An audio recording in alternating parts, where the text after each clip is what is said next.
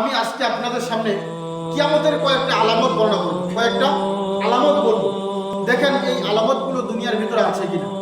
যদি থেকে থাকে তাহলে বুঝবেন কিয়ামত আর বেশি দিন বাকি নেই। এক নাম্বার হলো রাসূলুল্লাহ সাল্লাল্লাহু আলাইহি ওয়াসাল্লাম হাদিসের মধ্যে বলেন যে ইদাত্তাখাযাল ফাইউ দিওয়ালা, যখন জমিনের ভিতরে মানুষ সরকারের সম্পদকে গনিমত মনে করবে, যখন সরকারের সম্পদকে নিজের সম্পদ মনে করবে, রাষ্ট্রের সম্পদকে যখন নিজের সম্পদ মনে করবে, তখন বুঝতে হবে এটা একটা কিয়ামতের আলামত। বর্তমানে এরকম হয় না? আমরা হাজারো বাদশাকে দেখেছি, হাজারো শাসককে দেখেছি যারা শাসকের সিংহাসনে বসে রাষ্ট্রীয় কোষাগারকে, রাষ্ট্রীয় সম্পদকে নিজের সম্পদ মনে করে ভোগ করেছে, করে নাই? রাষ্ট্রীয় সম্পদকে নিজের সম্পদ মনে করে দেশ থেকে পাচার করেছে। তো আল্লাহর রাসূল বলেন, যখন জমিনের ভিতরে মানুষ রাষ্ট্রের সম্পদকে নিজের সম্পদ মনে করবে, তখন বুঝে নেবে এটাই হলো একটা কিয়ামতের আলামত। সম্মানিত হাজিরিন, 2 নম্বর রাসূলুল্লাহ সাল্লাল্লাহু আলাইহি ওয়াসাল্লাম বলেন আল আমানাতু মাগনামান, মানুষ আমানতকে নিজের সম্পদ মনে করবে, নিজের আমানতকে সম্পদ মনে করবে।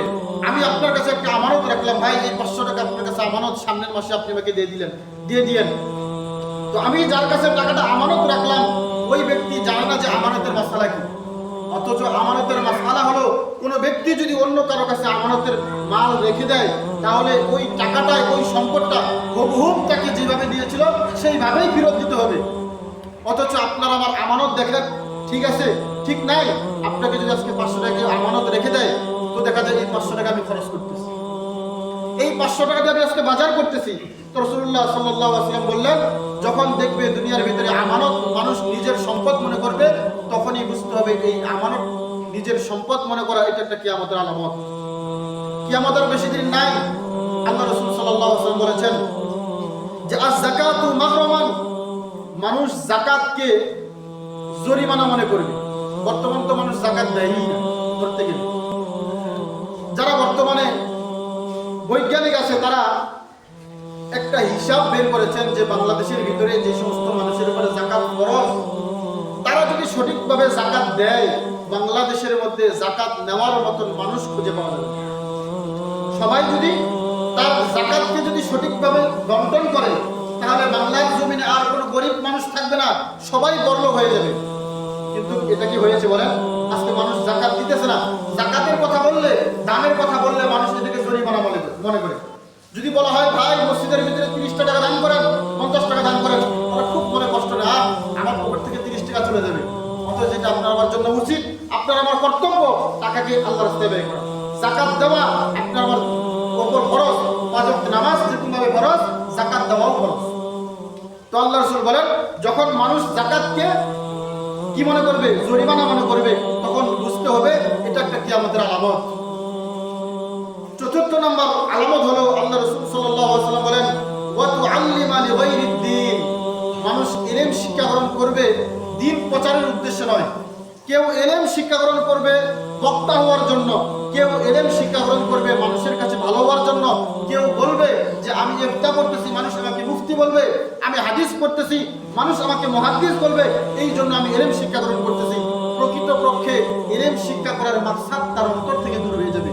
আল্লাহ রাসূল বলেন, যখনই দেখবে যে দুনিয়ার ভিতরে মানুষ নিজের নাম কামাই করার জন্য ইলম শিক্ষা গ্রহণ করতেছে, তখনই তোমরা বুঝে নেবে এটা হলো একটা কিয়ামতের আলামত। সম্মানিত হাজিরিন, রাসূলুল্লাহ সাল্লাল্লাহু আলাইহি ওয়াসাল্লাম 4 নম্বর বলেন আতাআর রাজুলু ইমরাতুহু, পুরুষ মানুষ তার স্ত্রীর আনুগত্য হয়ে যাবে।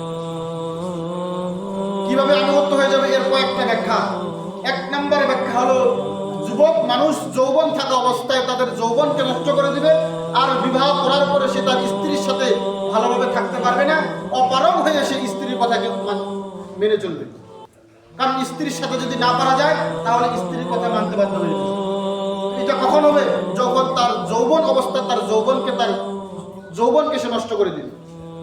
এই জন্য রাসূলুল্লাহ সাল্লাল্লাহু আলাইহি ওয়াসাল্লাম বলেছেন, মানুষ যখন তার স্ত্রীর আনুগত্য করা শুরু করে দিবে, তখন তোমরা বুঝে নিবে কিয়ামত আর বেশি দিন নাই, এটা একটা কিয়ামতের আলামত। বর্তমানে এরকম হয় না? হাজারো মানুষ আছে যারা নিজের স্ত্রীর কথা উঠাউঠা করে না, মহব্বত করতে হবে, ভালোবাসতে হবে। তাই বলে স্ত্রীর কথায় উঠা বসা করা যাবে যাবে না। আল্লাহ তাআলা বলেছেন যে আল্লাহ তাআলা একজন পুরুষকে দুইজন মহিলার সমান জ্ঞান দান করেছেন। দুইটা মহিলার যে জ্ঞান তার থেকে একজন পুরুষের জ্ঞান তার থেকে বেশি। তো আল্লাহ রাসূল সাল্লাল্লাহু আলাইহি ওয়াসাল্লাম বলেছেন, যখন মানুষ তার স্ত্রীর অনুসরণ করে শুরু করে দিবে তখন তোমরা বুঝে নিবে এটাও একটা কিয়ামতের আলামত। 6 নাম্বার, আল্লাহ রাসূল সাল্লাল্লাহু আলাইহি ওয়াসাল্লাম বলেন, আক্কা উম্মাহু, মানুষ তার নিজের মায়ের নাফরমানি করবে। নিজের স্ত্রীকে পাওয়ার পরে নিজের মাকে ভুলে যাবে, নিজের মাকে খাবার দিবে না, নিজের মাকে লাথি দিবে, নিজের মাকে ঘর থেকে বের করে দিবে। যখন এই কাজটা হবে তখন তোমরা বুঝে নিবে যে কিয়ামত, এই দুনিয়ার ভিতরে কিয়ামতের আলামত শুরু হয়ে গেছে। বর্তমান বলেন এই দুনিয়ার ভিতরে এরকম হইতেছে না? এই যে সমস্ত আলামত বলতেছি, দেখেন প্রত্যেকটা আলামত বর্তমান সমাজের ভিতরে প্রচলন আছে। এরপরে রাসূলুল্লাহ সাল্লাল্লাহু আলাইহি ওয়াসাল্লাম বলেন, আসনা সাদিকাতুন, মানুষ বন্ধুকে নিজের মনে করবে আর পিতাকে পর মনে করবে। নিজের পিতাকে দেখতে পাবে না, বন্ধুকে বাজারে গিয়ে নাস্তা খাওয়াবে, পিতাকে জীবনে একটা পুরিও খাওয়াবে।